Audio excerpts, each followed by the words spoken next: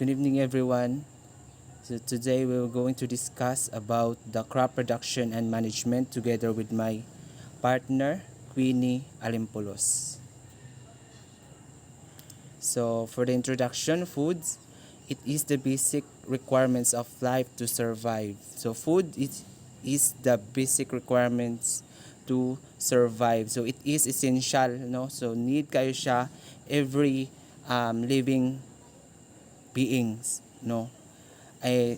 Food is one of the needs of humans to survive, and also not only in humans but also in animals, all living things, plants, trees, microorganisms, and also us, the humans. It is made up of various kind of energy rich substances like carbohydrates, proteins, fats, vitamins, and minerals, which are known as nutrients. So mo ni ato ang pwede nga makuha if mo kaon ta og foods, no, og mo consume ta og foods. So mo ni ginatawag nga mga nutrients or mga vitamins nga pwede nato makonsume gikan sa ilaha. So function of foods, foods provide energy for various metabolic activities.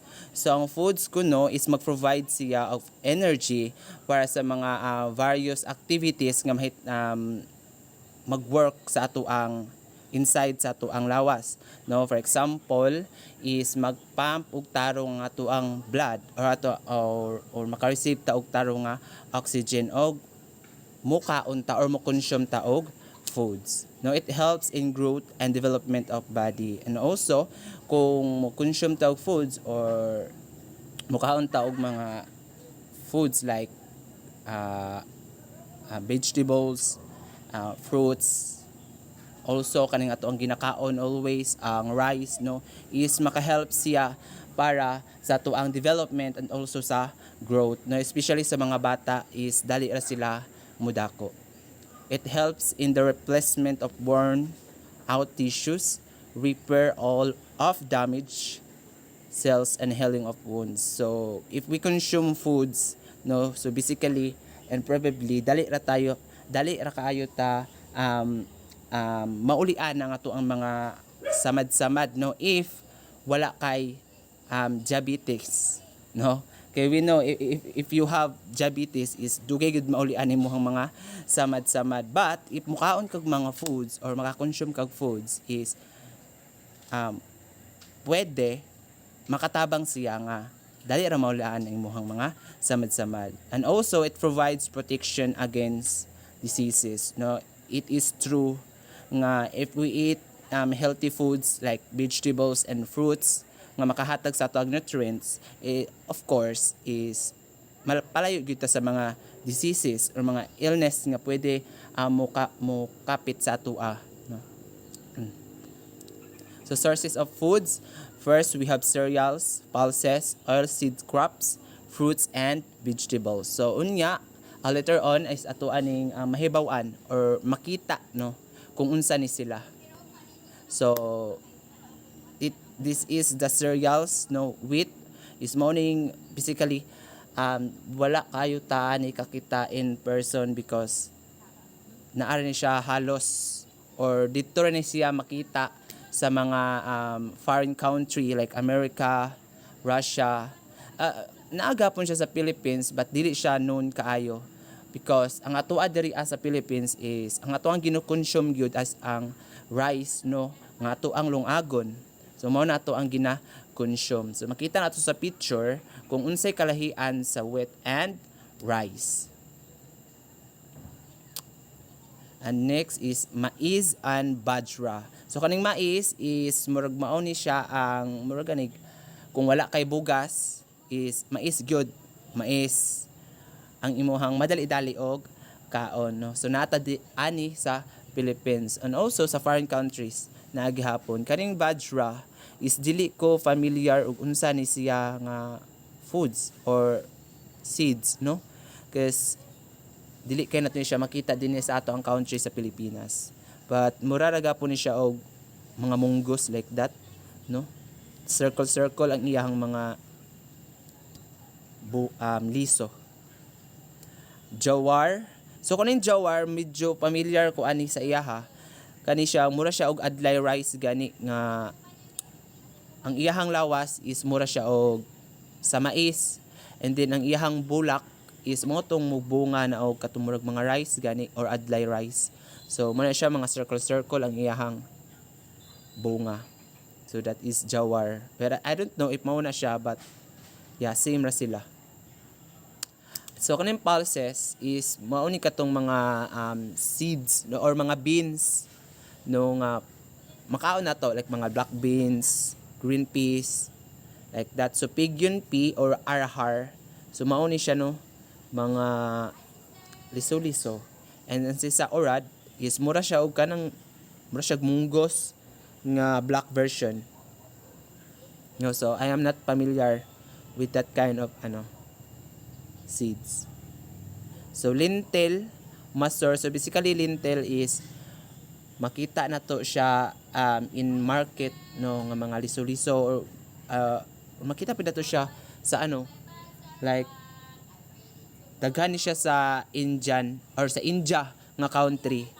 So kaning pea, so kakaon na gid kayo taani kay familiar mo ng pagkaon or makaon nga kuan muncher.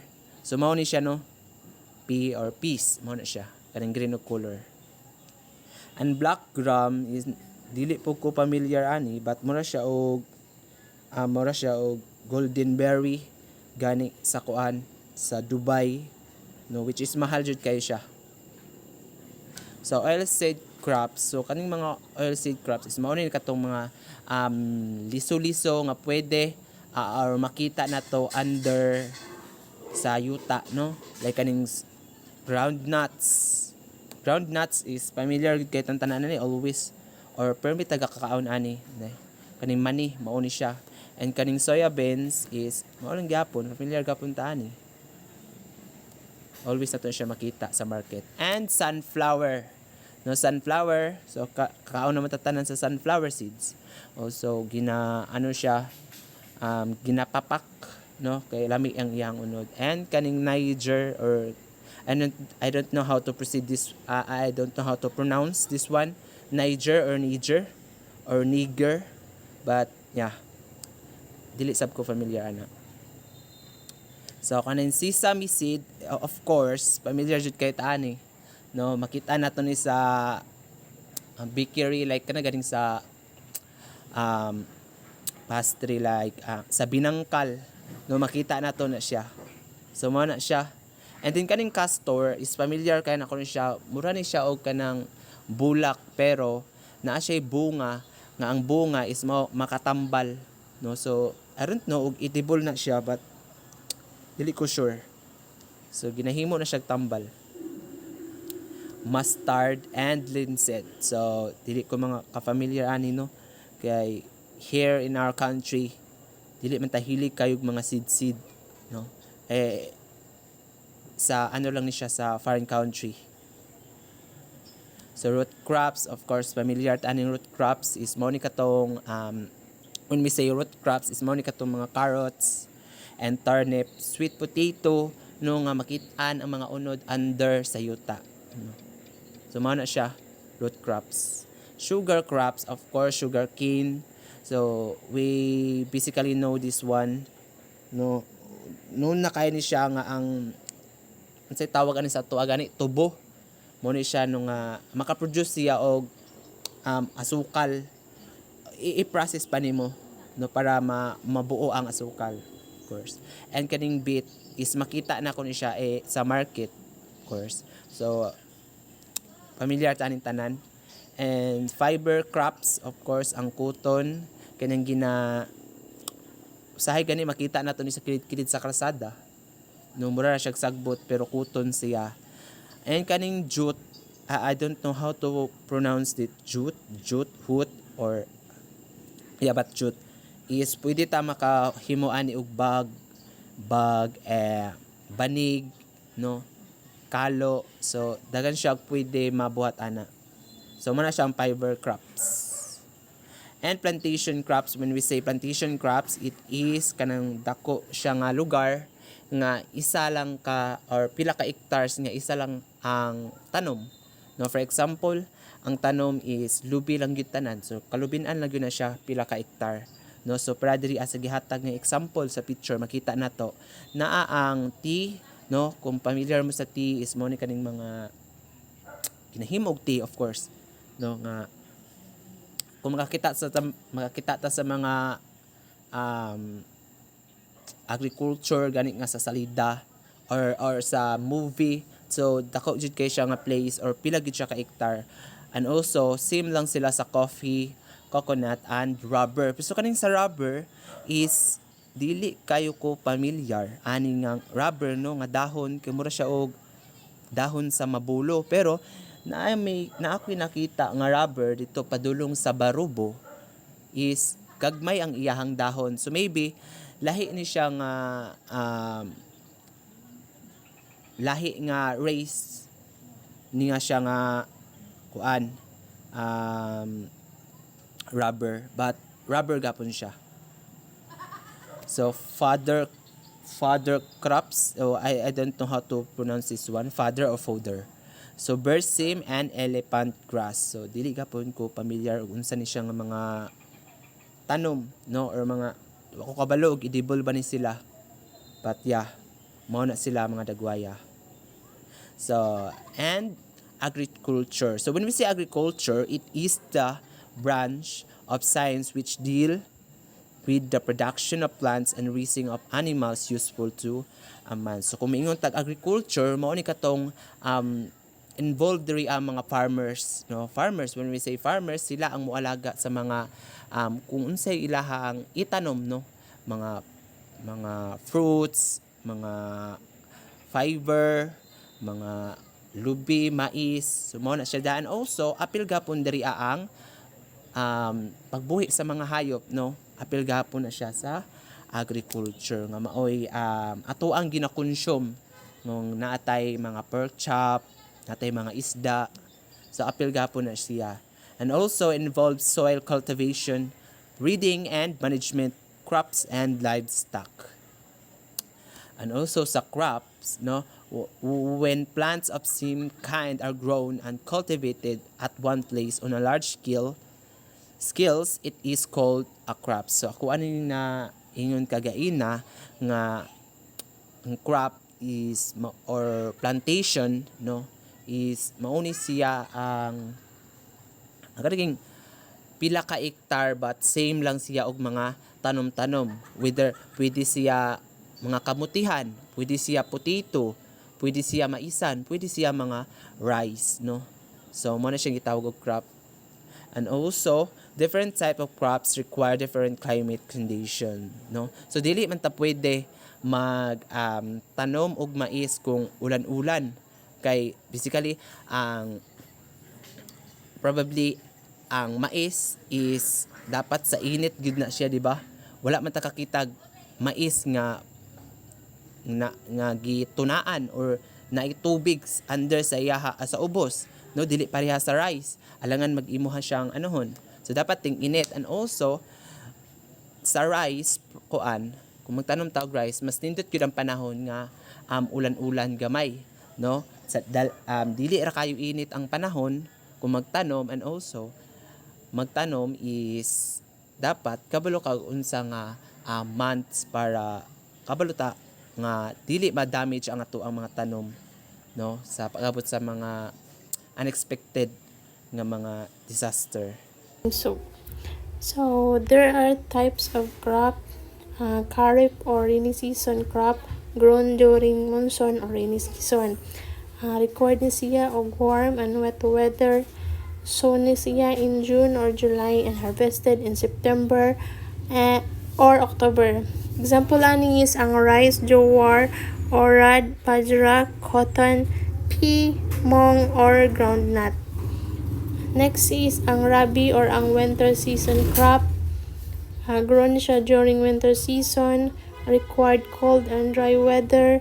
Sown ni siya in October or November and harvested in March or April. Example ani niya isang wheat, barley, gram, mustard, and potato. So next is jade crop, grown during mainly summer season, require warm day weather, sown in March and harvested in June. Seasonal fruits and vegetables. So next is agriculture implements. The name of implement is corpa. Ang gamit niya siya for weeding.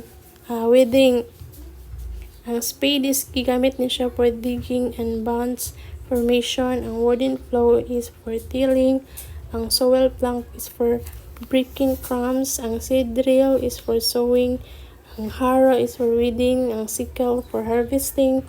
Ang sprayer for spraying insecticide. Ang combine is for harvesting and threshing.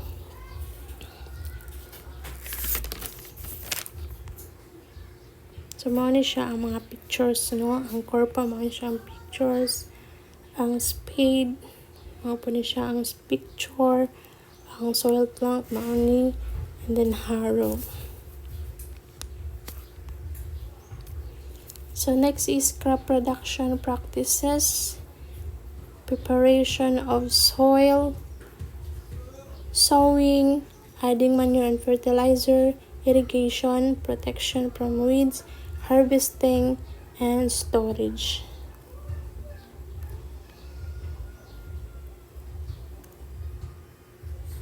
So, preparation of soil.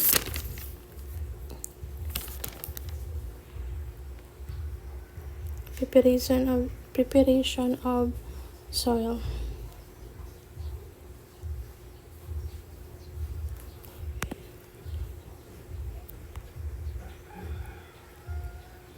Includes plugging and leveling. So, ang plugging o tilling, process of loosening and turning of soil done by using a plow. Plows are made of wood or iron, allows the root to penetrate deeper easily. Soil is overturned and properly aerated by plowing. So, kini ang plugging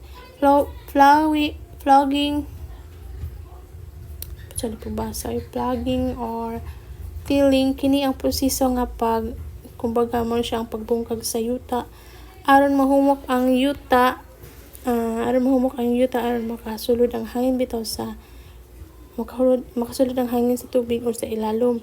Gigamit ang flow nga kasagaran himo sa kawayan or gihimo sa puthaw or iron. So next is ang leveling, process to make soil surface and level for sowing seeds done by using a leveler made of wood or iron. So ang leveling no is mo siya, diba naiuban niya paghuman sa plugging ang yuta usahay bugat or tibugol pabitaw na dili pa pantay. So mao ni ang rason nganong kinahanglan buhaton ang leveling. So ang leveling no is mao ni siya ang proseso sa pagpatag sa ibabaw sa yuta ayon masayon sa pagpugas ang mais. So mao ni siya ang nang magpapatag sa isa ka yuta. So next is sowing, done by broadcaster and seed drill. Before sowing, good quality seeds are selected. Sowing no is mo ni ang pagtanom sa liso sa kumbaga mo ni pagtanom ng liso ang itanom nimo sa yuta. Importante ang liso nga atong itanom no kay angay sa kanang panahon.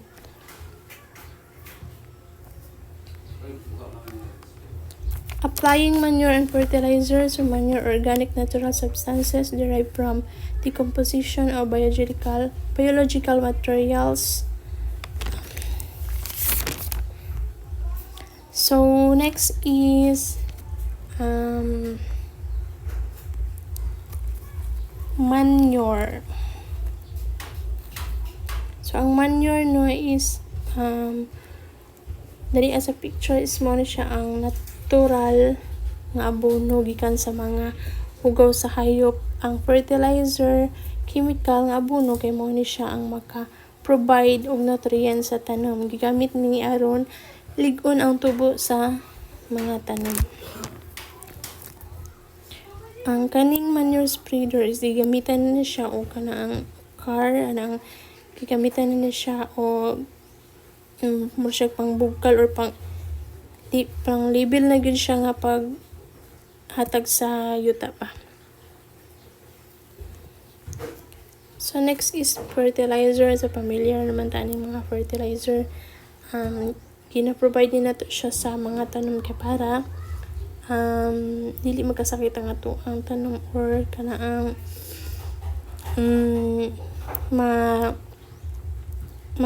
dili madaot ang tanom kanang mapatay tong mga insect. Kaning spray gigamit niya siya sa ang ato nang gamitan is liquid na i-spray nato siya sa mga tanom para laban sa mga insecticide. So next is irrigation, process of supplying water to crop plants growing in the fields by means of canal, reservoir wells, tube wells, and etc. Water provide essential macronutrients to crop, hydrogen and oxygen. So irrigation ang tanom ng inhanglan ba gid og tubig. So ang irrigation mao ni siya ang nakatabang sa para pagpatubig sa mga tanom labi na walay saktong ulan bitaw. So mao ni ang methods of irrigation. First is ang moat. Mao ni siya ang moat. Makita niyo sa picture, mao ni siya ang moat. Gigamit ni siya sa mga lugar nga naay tabay bitaw ang tubig nga gikan sa tabay gikuha gamit ang balde nga gihiktan sa pisi. Sayon na siya ang buhaton na pero kailangan jud nga nakay kusog ani nga mobira sa tubig. Para na makita niya dito sa picture. So next is chain pump. Chain pump is para siya sa mga gagmay nga basakan nga duol sa pautabay bitaw. Igamitan niya siya og kadina nga gibot ngan og basiyo. Mantingali ni kana cup or unsa man dira nga may magdala sa tubig pataas gikan sa papaingon dayon sa basakan. Para niyo makita dira sa picture. So next is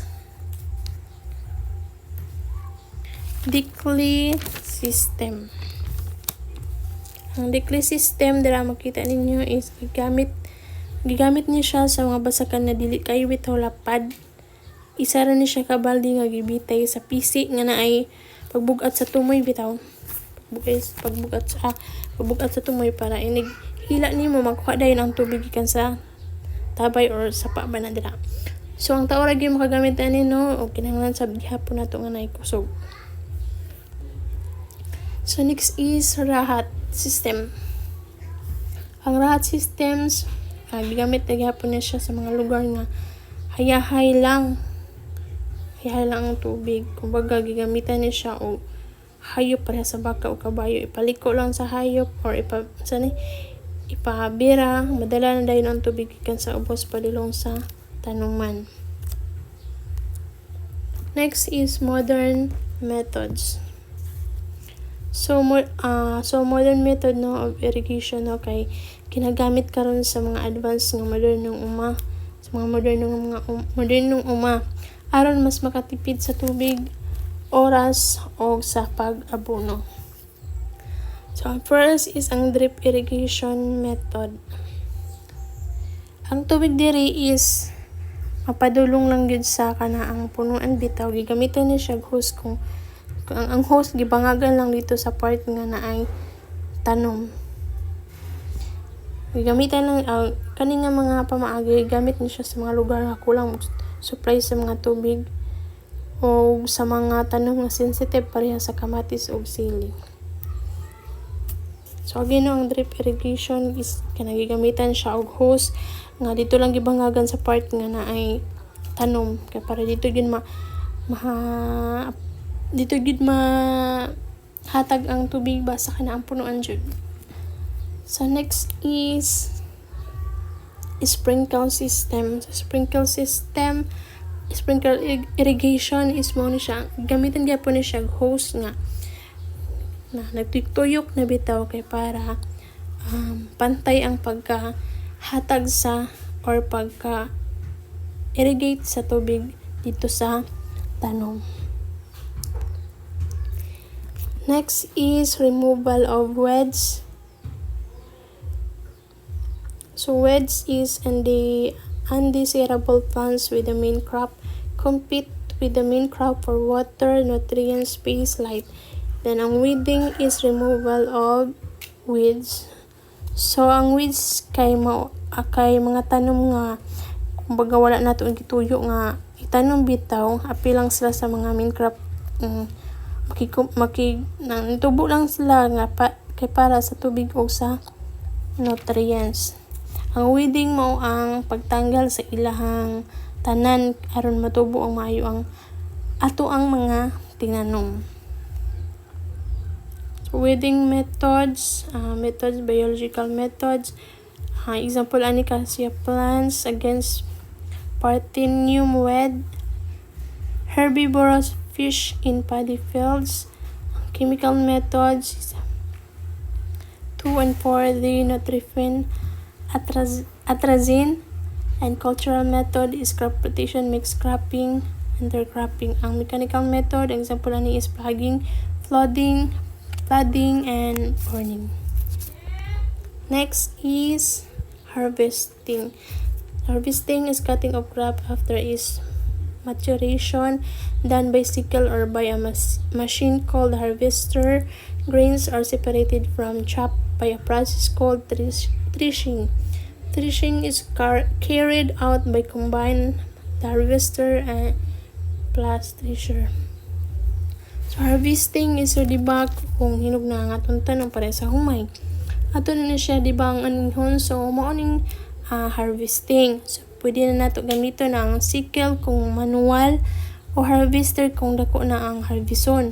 Man ani ang liso sa tanang sagbot or liso sa tanang sagbot dapat siya malahi. Tawag ani is threshing.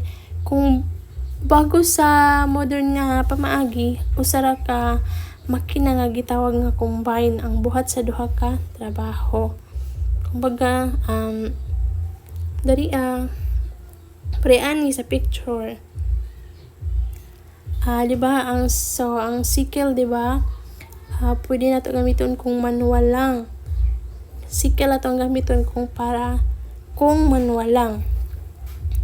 Harvester na kung dako na ang harvison.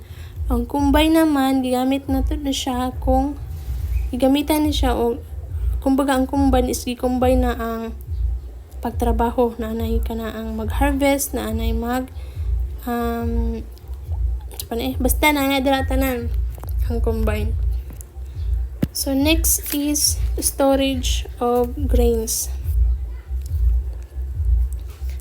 After threshing, grains are dried in a sand and packed. Farmers store food grains in jute bags or metallic bins. Large-scale storage is done in silos and granaries and stored in godowns.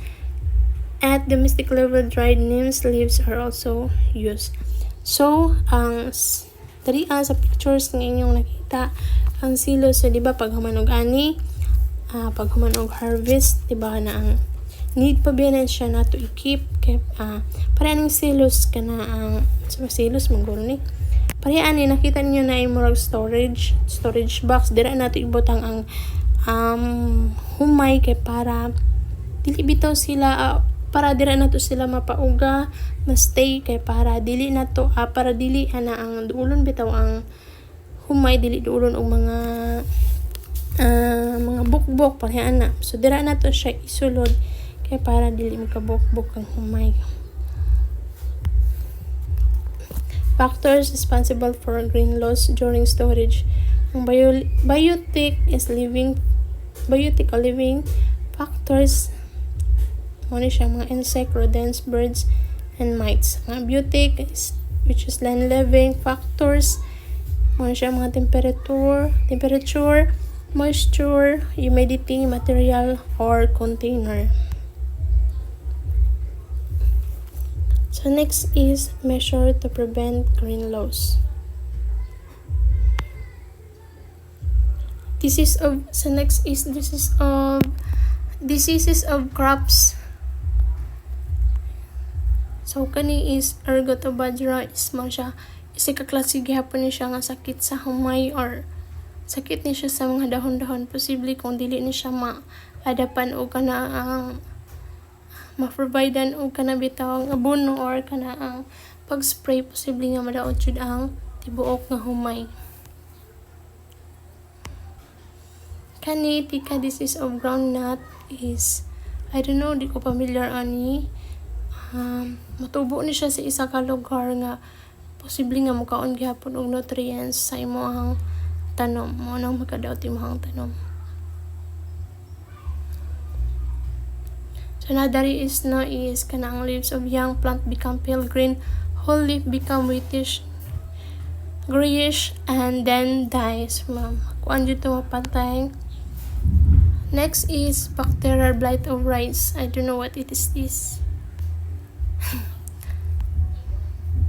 Kani is sakit gihapon ni siya sa mga humay.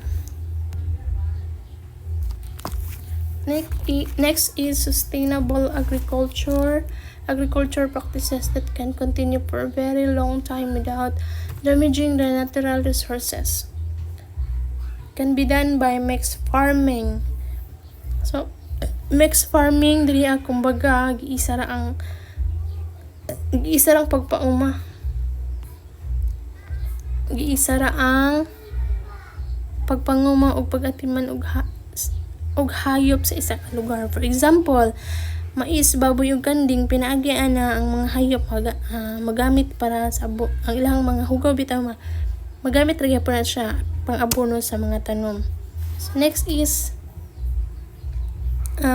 crop rotation.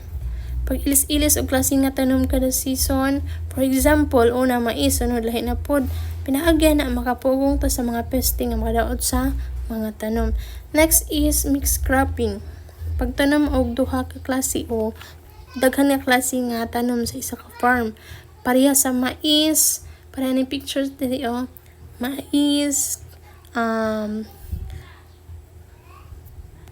mixed cropping, pareha sa mais, munggos kay kung dili mo tubo ang isa posible nga naa paghihapon tay lain nga makuha. Next is intercropping. Mao ni siya ang pagplano sa pagtanom nga gilinya-linya bitaw.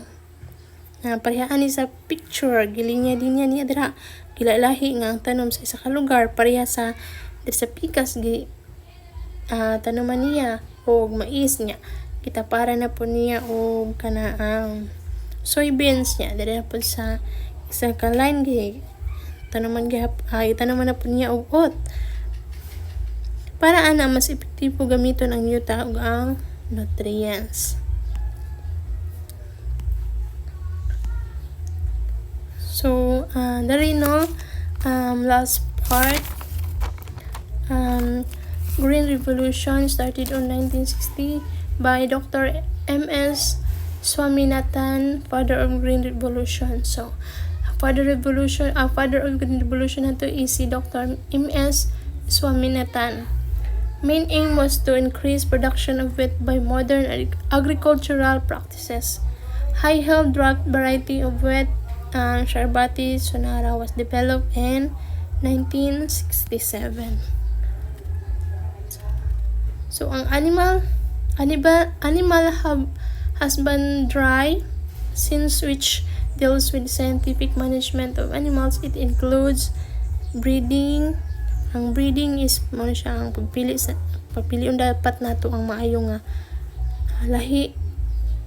Magpili dapat og maayo nga lahi sa hayop para sa nindot nga anak. Kumbaga pilion nato ang mga nindot nga hayop kay para nindot og liwat ang mga anak.